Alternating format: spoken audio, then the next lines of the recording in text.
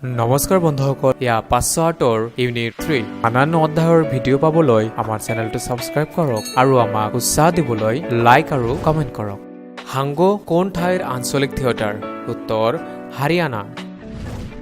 কেৰালাত প্ৰচলিত শাস্ত্ৰীয় নৃত্যবিধ হ'ল? উত্তৰ কথাকলি।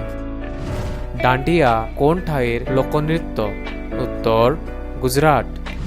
ভাৰতনাট্যম কোন ঠাইৰ শাস্ত্ৰীয় নৃত্য? উত্তৰ তামিলনাডু। ছিকিমত প্ৰচলিত বাদ্যযন্ত্ৰটোৰ নাম কি? উত্তৰ গংগ। ভোৰতাল কোন ঠাইৰ প্ৰচলিত বাদ্যযন্ত্ৰ? উত্তৰ অসম। গাৰবা কোন ঠাইৰ দলীয় নৃত্য? উত্তৰ গুজৰাট। ৰামসিংহা কোন ঠাইৰ বাদ্যযন্ত্ৰ? উত্তৰ জম্মু। অলগোজা কোন ঠাইৰ বাদ্যযন্ত্ৰ? উত্তৰ ৰাজস্থান। বাদ্যৰ গুণ বা তাৰত আঘাত কৰি ধ্বনি বা স্তৰ উৎপন্ন কৰা বাদ্য কি বলে? উত্তৰ তৎবাদ্য। সংঘৰ্ষক বাদ্যযন্ত্ৰ কি বুলি কোৱা হয়? উত্তৰ ঘনবাদ্য। সুশীৰ বাদ্য হ'ল?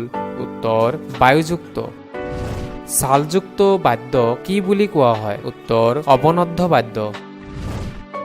তাৰযুক্ত বাদ্যযন্ত্ৰ কি বুলি কোৱা হয়? উত্তৰ তৎবাদ্য।